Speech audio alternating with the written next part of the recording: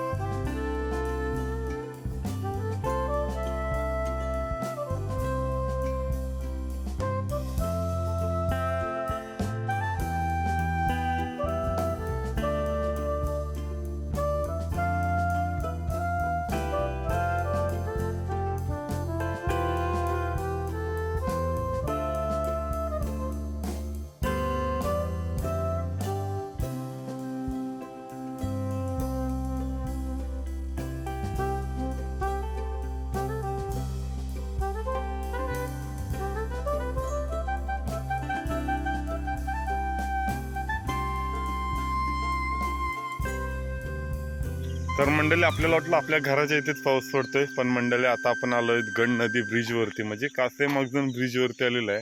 आणि इथे पण मित्रांनो बारीक बारीक पाऊस आहे आणि थोडंसं ऊन पण आहे आणि पाऊस पण आहे.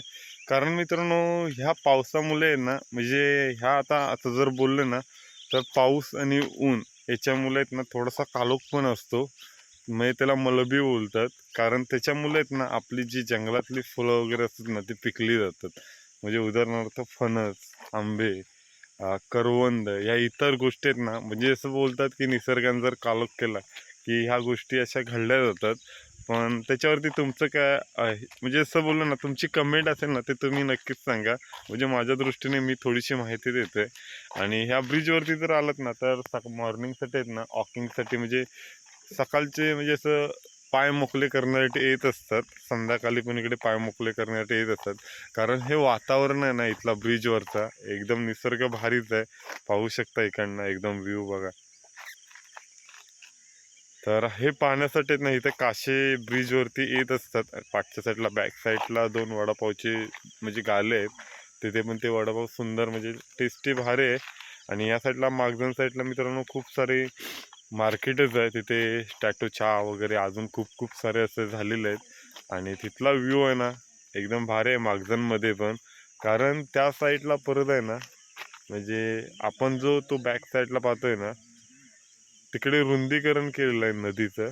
म्हणजे ही गंड नदी आहे आणि त्या साईडने जी वरतून जी असं बोललं परकुंडी म्हणून बोललं जातं, त्याचं रुंदीकरण केलेलं आहे. आणि तिथून मग 300-400 मीटर आहे म्हणजे असं वरपर्यंत पाणी जातं भरतीचं.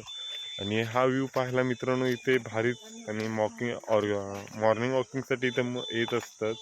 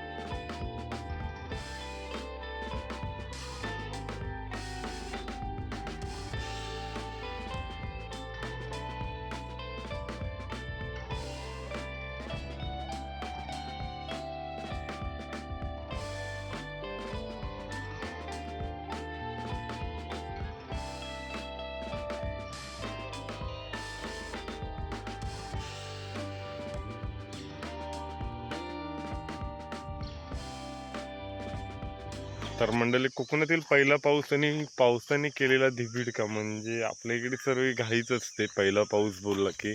आणि हा व्ह्यू मित्रांनो आज आपल्याला पुलावरती पाहायला मिळतोय. पुलाचा जो रोड आहे ना हा पुरा ओला झालेला आहे. आणि त्याच्यामुळे सर्व धावपळ असते. आणि काही 2 दिवसापूर्वी पण पाऊस पडला, काल परत पाऊस पडला, म्हणजे असं पाऊसच सुरू झाला असं वाटतं. आणि त्याच्यामुळे आंब्यांची जे कलमी आंबे असतात म्हणजे हापूस आंबे हे पाऊस पडला की म्हणतात असे खराब होतात वगैरे, पण असं काही नसतं. पण एवढा जर जास्त पाऊस पडला ना तर ते फळांची नुकसानी होत असते. आता मात्र जर बघायला गेलं ना तर आपले करवंद अजून पिकलेली नाहीत, तर हे मलबी मुलं आहेत ना ते करवंद वगैरे पिकली जातात.